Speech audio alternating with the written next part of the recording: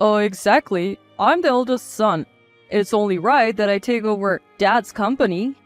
Despite the impending funeral of Hugo, our late company president, my estranged older brother, blurted out such a statement as soon as he showed up. Huh? I couldn't help but let out a surprised murmur at my brother's words. Suddenly, Eugenie, my sister-in-law, raised her voice. Devin is saying he'll be the president. You get that, right? Normally the eldest son takes over the family business. As a younger sister, you should simply step aside. Whoa, Eugenie, lower your voice. The funeral is about to start.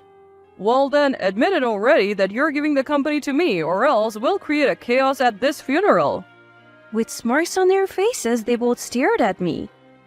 I had no idea that they were this insensitive. It felt like something taut within me, like a tightly drawn string just snapped. Dealing with these people was becoming more ridiculous by the second. Fine, I'll give it to you, but in return, get out of here right now. At my words, the two of them grinned. No begging out later.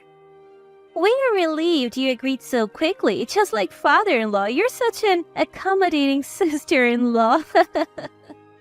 Leaving those words behind, the couple left the venue. My name is Elsie. After losing my mother a few years ago, I have been living with Hugo. Despite being in his late 60s, Hugo remained active, astonishing even his own daughter with his vitality. Hugo ran his own company, where I also worked. Once I started working, I realized that Hugo, who I had always seen as strict during my childhood, was actually a man of great compassion. Hugo's stern and plain-spoken demeanor, both at home and in the office, were the result of a character that didn't allow for compromise, neither from himself nor others. I became aware of this because Hugo, who I had thought was cold, was highly respected and depended upon by his staff at the company. I used to wonder why these people would follow such a ruthless man. One day, I saw the reason firsthand. I'm sorry, Mr. President, I received a call from our client, N.Co., saying that the quantity of the goods we delivered yesterday was short. The one saying this with a pale face was an employee named Tobin. N.Co. is a valuable client of ours. Hugo's company isn't big and our main operation is transactions with major clients. In other words, every single issue with a major client is of considerable importance. Tobin continued, bowing his head. It's my fault. They apparently need it today, so I'll hurry and deliver it right away. I'm really sorry. To this employee, Hugo said, Wait. I'll go too. It's my fault as the company's president when the company makes a mistake. Let's go apologize together. Hugo stood from his seat and put on his suit jacket. They reported upon their return that our dealings with N.Co. would continue. Apparently, after Hugo apologized, he presented a plan to prevent such mistakes in the future to N.Co. N.Co. was not only convinced by the plan, but also increased the volume of transactions due to Hugo's honest attitude and his good judgment in rectifying the mistake. Given the time crunch for N.Co.'s order, I shouldn't have left it all to Tobin. I should have confirmed it together. So don't blame yourself alone.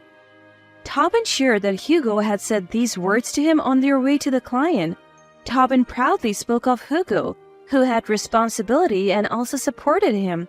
Then other employees started to talk about Hugo in unison. From their proud faces, I realized why Hugo was so loved. Thus, my expression of Hugo, which had been that of a cold and strict person, changed to that of a strict but caring person, and I began to respect and admire him, just like the other employees did. As my perception of Hugo changed, not only as a CEO but also as a father, I started to nurse a certain concern. The cause of my concern was my brother. I have a brother named Devin.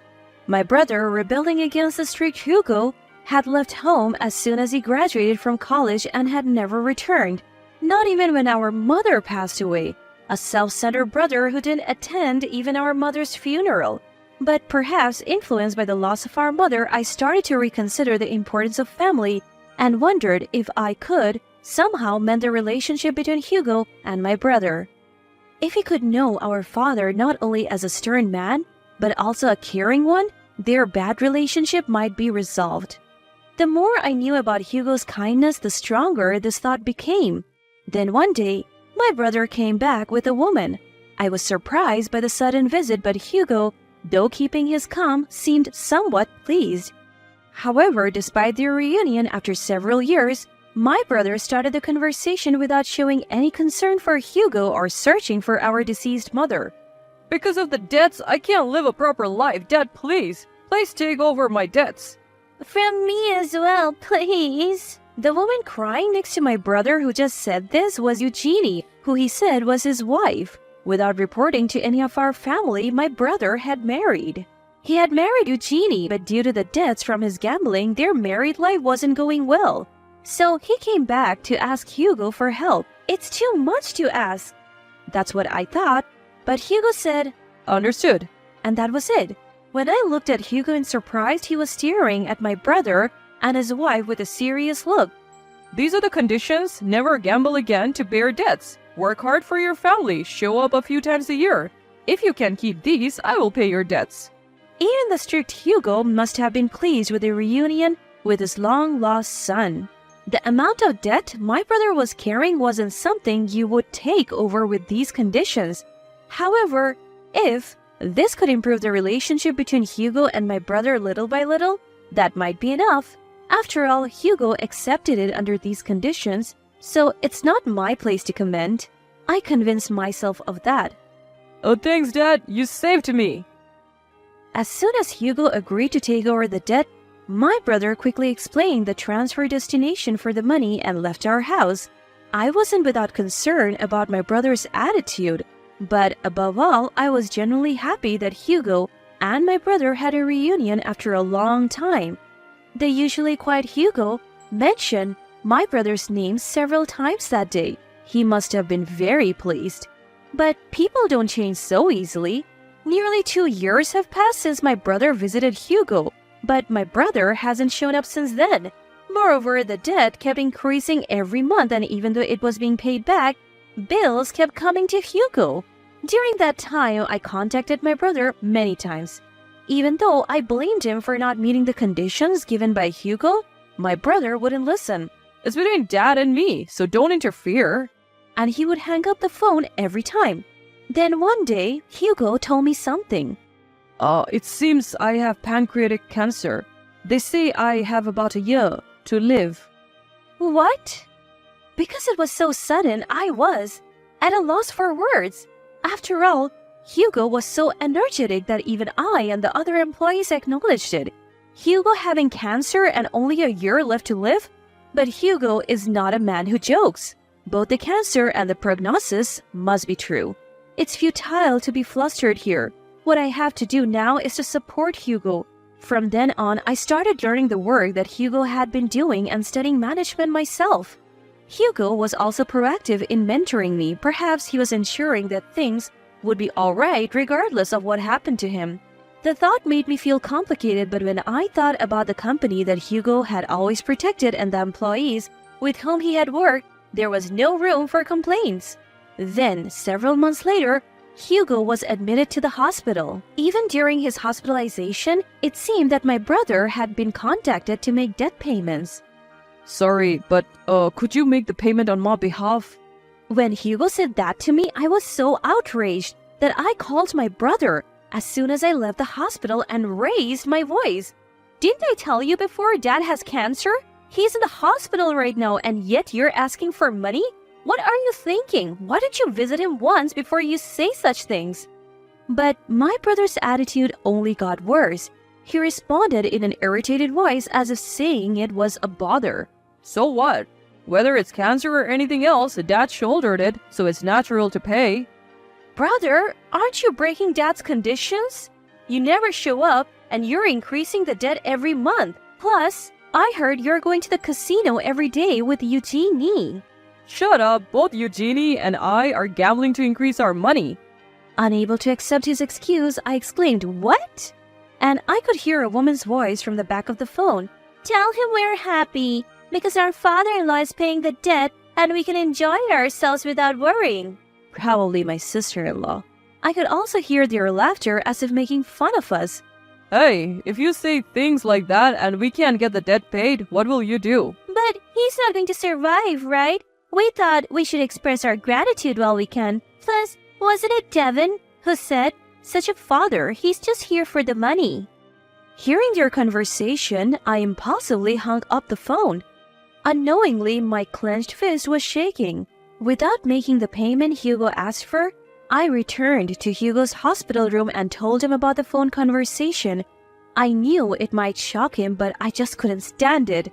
Hugo listened to my story, was silent for a while, then turned a serious face towards me and nodded slightly. Elsie, I have a favor to ask. I was taken aback by what he said. Then, a few months later, Hugo passed away and went to heaven. Many people came to see Hugo's face at the wake. But at the funeral today, even more people are gathering. Uncle Godwin, who is Hugo's cousin, is joining me in greeting those who came to the funeral. I tried contacting my brother on the day Hugo passed away, but he didn't answer the phone and didn't respond to my emails. Uncle Godwin, thank you for everything. When I said that, Uncle Godwin made a modest smile. It's fine. Elsie, you must have been through a lot. Let me know if there's anything else I can help with. You have helped me more than enough. Thanks for being here, even though it was short notice. Just as Uncle Godwin and I were talking. Hey, Elsie, we're here. It was my brother and sister-in-law who showed up. I sighed at their arrival. Why didn't you reply to my contacts? It should be you, as the eldest son, who should be in charge of the funeral, right? That's too troublesome. Besides, I have something to talk to you about. With that, my brother crossed his arms and stood arrogantly. My sister-in-law standing next to him had a smirk on her face. You just mentioned me as the eldest son, right? Yeah, so what? Yeah, I'm the eldest son. That's why I'll take over Dad's company. What? At my brother's words, I let out a voice unconsciously. Suddenly, my sister-in-law raised her voice. David is going to be the president. You get it too, right? It's only natural for the eldest son to take over the company. The younger sister should step aside quietly. What? Oh, wait a minute, Eugenie? Keep your voice down. The funeral is about to start. Well then, acknowledge that you'll pass the company to me quickly. Otherwise, we will make a mess of this funeral. They gave us a vile smile. I didn't know that they could be so uncivil. It felt like a taut string had been abruptly cut. It seemed ridiculous to even bother with these people anymore. Fine, I'll give it to you, my dear brother, but in return, get out of here right now. At my words, they grinned widely. Don't you dare go back on your word later. I'm relieved that it ended quicker than I thought, just like our father-in-law, such a convenient sister-in-law. With those words, the couple left the venue. A few days later, I received persistent contact from my brother, which led me to accompany the couple to the company. My brother, perhaps having bought new clothes, was dressed in a flashy suit, and my sister-in-law wore a ring adorned with large jewels and a gaudy necklace. As expected, my sister-in-law, flaunting her ring, struck up a conversation with me. I bought it because I'm becoming the president's wife. How is it? Isn't it lovely? With my emotions drained, I replied, Indeed. Even with such a curt reply, my sister-in-law seemed satisfied and proud. However, her smug expression soon distorted. Upon reaching the company, my brother, ignoring me, clapped his hands loudly. I am the president from now on. Everyone, follow my orders. With that, my brother looked content, and my sister-in-law, standing beside him, wore a triumphant expression. Now, this $30 million revenue company is my husband's. I am the president's wife. I'm looking forward to our life from now on. With a scornful glance at me, my sister-in-law laughed loudly, flaunting her ring once more. But the very next moment, a wave of laughter erupted within the company. Hugo's subordinates, all the employees, began to burst into laughter. Unable to comprehend the situation, the couple, losing their earlier smug smiles, looked upset. What's so funny? I don't know. Did you say something weird? My brother answered, flustered, in response to my sister-in-law, who was yelling out of irritation. Seeing this, I couldn't help but laugh. Noticing me laughing, my sister-in-law shot a sharp glance at me and started yelling, You know something! What did you do? What's so funny? Oh, it's just funny to see something that's not even yours being claimed so brazenly. What? Hearing my words, my sister-in-law screamed and my brother yelled. What do you mean? Indeed, the president of this company isn't my brother. From the time of the funeral, neither my brother nor I had any authority to take over Hugo's company. That's because Hugo's company had already been sold. When I found out that my brother and his wife only saw Hugo as a cash cow, Hugo made a request to me. That was to sell the company. I made a mistake raising Devin. While I'm alive, it's fine, but I don't want to cause trouble for you after I'm gone. Hugo, saying this, made up his mind to let go of the company for my sake. Of course, I opposed it, but Hugo's determination was unwavering. From then on, while still in the hospital, Hugo spent busy days talking with Uncle Godwin, who runs the company, about buying the company, discussing the future of the company with each employee. Thus, the company was safely handed over. All the employees were satisfied with the sale of the company, as Hugo explained it earnestly, and their conditions did not change. And a few weeks after Hugo passed away, the purchase agreement was signed and the company was already in the hands of Uncle Godwin. Despite this, my brother was saying things like, "I'm the president," and "the company is my husband's." How could I not laugh at this? I'm sure not just me, but all the employees were holding back their laughter since the funeral. I summed this up and explained it to my brother and his wife. Upon learning that the company was already up for sale before either of us siblings decided to take it over, my brother and his wife turned pale. Whoa, wait a minute. You told me you would hand over the company to me. What was all that about? That. I thought if I didn't say it, you would make a mess of Dad's funeral. So you're saying this company won't be ours? What should we do? We bought this ring and this necklace on credit again. What about that money? At my words, my sister-in-law began to yell in rage. My sister-in-law continued to blame my brother, saying, "You have to do something." In his fluster, my brother seemed to realize something and a sleazy smile crept across his face again. That's right. Dad left an inheritance, didn't he? I'm the eldest son. Hand over all of Dad's inheritance. Upon hearing the word inheritance, my sister-in-law, who had been openly angry until a moment ago, changed her tone. That's right, inheritance. He was a CEO, so there should be a lot, right? Oh, good. We don't have to worry about our debts, and we can keep having fun. I dealt my sister-in-law, who was relieved and saying such things, a cruel blow. No inheritance is left for my brother. By father's will, he has been excluded from the heirs. Indeed, Hugo not only sold the company but also left a will with a lawyer present so that the inheritance would not go to my brother. It stated that Hugo, who had been repeatedly covering my brother's substantial gambling debts, excluded my brother from the heirs. That's ridiculous. My brother argued, but I coldly brushed him off, saying, "Why don't you hire a lawyer or something? It's a waste of money, though." I can't believe it. I quit my job thinking I would get the company, and I can't even get an inheritance? The two, having lost their last hope, left the company in a daze. After the two had left, the employee told me, "That was well done." My brother, who had quit his job in anticipation of getting the company, apparently couldn't find a decent job afterwards. My sister-in-law, who thought she would become the wife of the CEO, also had her dreams dashed and seems to be considering divorce from my brother, but she can't even afford to do so because she has no money. The two seem to be living a life of paying off debts while working part-time all day and having quarrels every day. Meanwhile, I have been working together with the same staff as before, even after the president became Uncle Godwin.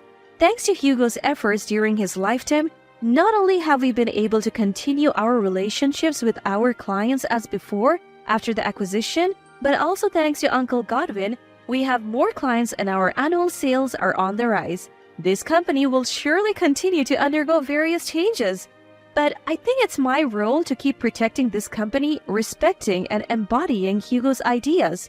To achieve that, I will continue to work hard.